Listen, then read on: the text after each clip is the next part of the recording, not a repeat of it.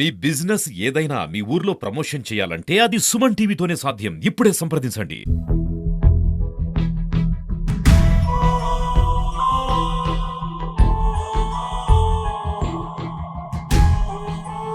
తమ న్యాయమైన ప్రధానమైన డిమాండ్లను పరిష్కరించాలని గాంధీకి ఎంఎల్హెచ్పీలు వినతి పత్రాన్ని సమర్పించారు. సోమవారం 22వ రోజు ఎంఎల్హెచ్పీలు రోడ్డెక్కి నిరసన కార్యక్రమాన్ని చేపట్టారు.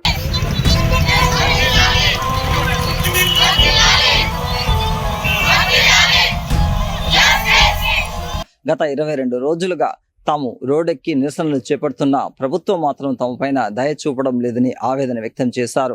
6 సంవత్సరాలు పూర్తి చేసుకున్న ఎంఎల్హెచ్పీలను వారిని శాశ్వతంగా రెగ్యులర్ చేయాలని చెప్పి, అదేవిధంగా పెండింగ్లో ఉన్న ఇన్సెంటివ్లు అన్నింటినీ కూడా వెంటనే చెల్లించాలని, ప్రభుత్వ ఉద్యోగులుగా గుర్తిస్తూ ఈఎస్ఐ, పిఎఫ్ అన్ని కూడా చెల్లించాలని వారు డిమాండ్ చేశారు. దీంతో పాటు ఇందులో 80% మంది మహిళలే ఉండడం వలన వారికి సరైన రక్షణ పిహెచ్సి ప్రాంతాల్లో లేకపోవడంతో తగిన రక్షణ కల్పిస్తూ వారికి చర్యలు చేపట్టాలని డిమాండ్ చేశారు. ఈ ప్రధానమైన డిమాండ్లతో 22 రోజులుగా వారు రోడ్డెక్కి ధర్నా చేస్తున్నారని, వెంటనే తమ న్యాయమైన డిమాండ్లను పరిష్కరించాలని వారు కోరారు. గాంధీ బొమ్మ నుంచి వివేకానంద సర్కిల్ వరకు ర్యాలీ నిర్వహించి మళ్ళీ ఇక్కడ మాట్లాడుతున్నాము. 6 సంవత్సరాలు పూర్తి చేసిన సిహెచ్ఓలను వెంటనే రెగ్యులర్ చేయాలి. 23% హైకు 5% ఇంక్రిమెంట్ కూడా మాకు వెంటనే అమలు పరచాలి. ఏదైతే పెండింగ్ బకాయిలు ఉన్నాయో వాటిని కూడా మాకు సత్వరమే విడుదల చేయవలసిందిగా మేము గవర్నమెంట్ వారిని వేడుకుంటున్నాము.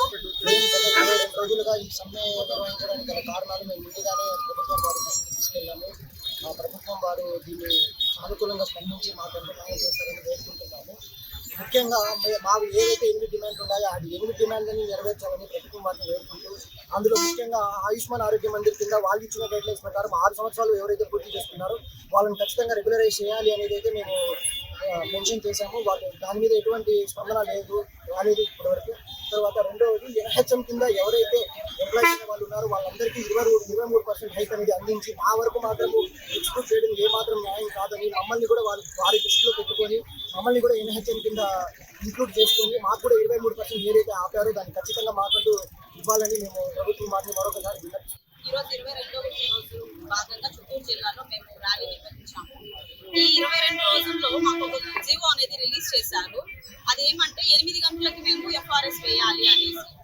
8 గంటలకు ఎఫ్ఆర్ఎస్ రాత్రి 8 గంటలకి అక్కడ పల్లెలో ఉండి ఎఫ్ఆర్ఎస్ వేయాలి అని చెప్పారు. హెడ్ క్వార్టర్ స్టే అనేది ఉంది. ప్రతి ఒక్క ఎంప్లాయీకి హెడ్ క్వార్టర్ స్టే అనేది ఉంటుంది. మేము కానీ ఆ ఎంప్లాయీస్ లాగే రేడియస్ అనేది అడుగుతున్నాము. దాన్ని మాకు ఏ విధమైన చర్చలు జరగకుండా 8 గంటలకు ఎఫ్ఆర్ఎస్ వేయాలి, అది వేస్తేనే మీకు 5,000 రూపాయలు జీతంలో ఇస్తాము, లేకపోతే లేదు అన్న ఒక జీవో అనేది రిలీజ్ చేశారనమాట. ఈ 10,032 మందిలో కనీసం 7,000 మంది ఫీమేల్ ఎంప్లాయీసే ఉన్నారు. మాకు కట్టించిన విలేజ్ హెల్త్ క్లినిక్స్ కానీ ఊరి అవతల శ్మశానాల పక్కలో మెయిన్ రోడ్లు హైవేల దగ్గర ఉన్నాయన్నమాట. అక్కడ ఏ విధమైన సెక్యూరిటీ అనేది లేదు. కొన్ని క్లినిక్స్ అయితే కరెంట్ కానీ లేదు, వాటర్ సప్లై కానీ లేదు. కొంతమంది అద్దె భవనాలు పెట్టి అక్కడ క్లినిక్స్ అనేది రన్ చేస్తున్నారు. దానికి కానీ అద్దెలు, కరెంటు బిల్ అన్ని మా సిహెచ్ఓలే మేమే భరిస్తున్నాం అనమాట. దానికి కానీ ఇప్పటి వరకు చాలా మందికి అది కరెంటు బిల్లు, అద్దె అనేది రిలీజ్ చేయలేదు. ఇటువంటి స్థితిలో మమ్మల్ని 8 గంటల వరకు అక్కడే ఉండి వైద్యం మీరు ఎఫ్ఆర్ఎస్ వేస్తేనే మీకు 5,000 జీతం ఇస్తాము, లేకపోతే లేదు అని చెప్పడం బాగాలేదన్నమాట. సో మాకు రేడియస్ అనేది ఇవ్వండి. మేము ఆ రేడియస్ పరిధిలో వితిన్ 10 to 15 minutes లోపల ఏదైనా ఎమర్జెన్సీ వస్తే అక్కడికి రీచ్ అవుతాం అన్నమాట. కాబట్టి ఆ విధమైన రేడియస్ ఇవ్వాలనేసి గవర్నమెంట్ ని కోరుకుంటాం.